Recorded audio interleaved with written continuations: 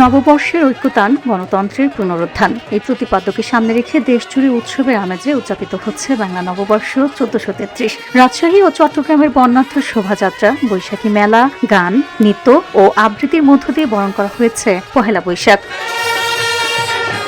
মঙ্গলবার সকাল ৭টায় রাজশাহী কেন্দ্রীয় উদ্যান ও চিড়িয়াখানার সামনে থেকে জেলা প্রশাসনের উদ্যোগে বের হয় এক বর্ণাঢ্য বৈশাখী শোভাযাত্রা। রঙিন পোশাক, পালকি, ব্যানার, ফেস্টুন এবং বাঙালিয়ানার ঐতিহ্যবাহী উপকরণে সাজানো শোভাযাত্রাটি নগরীর গুরুত্বপূর্ণ সড়ক প্রদক্ষিণ শেষে শিশু একাডেমি প্রাঙ্গণে গিয়ে শেষ হয়।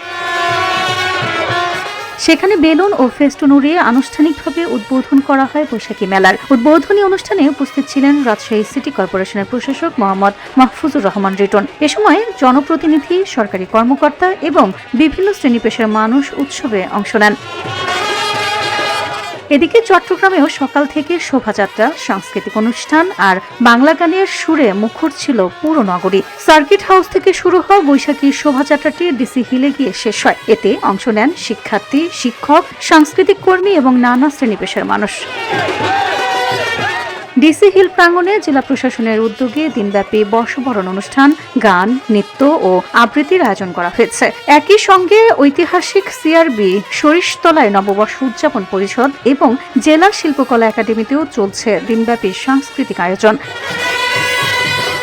কাজীর দেউরি থেকে ডিসি হিল পর্যন্ত প্রায় ১.৫ কিলোমিটার সড়ক জুড়ে আঁকা বৈশাখী আলপনা নগরবাসীর নজর কেড়েছে। রঙিন এই সজ্জা উৎসবের আবহকে আরো প্রাণবন্ত করে তুলেছে। উৎসব ঘিরে নিরাপত্তা নিশ্চিতে সকাল থেকেই নগরের বিভিন্ন এলাকায় জোরদার করা হয়েছে আইন শৃঙ্খলা ও ট্রাফিক নিয়ন্ত্রণ ব্যবস্থা।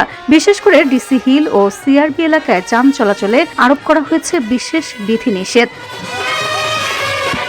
ঐতিহ্য, সংস্কৃতি আর বাঙালিয়ানার অপূর্ব মেলবন্ধনে নতুন বছরে বরণ করে নিয়েছে রাজশাহী ও চট্টগ্রাম। উৎসবের এই রঙিন আবহে নতুন স্বপ্ন আর প্রত্যাশায় শুরু হলো বাংলা নতুন বছর ১৪৩৩।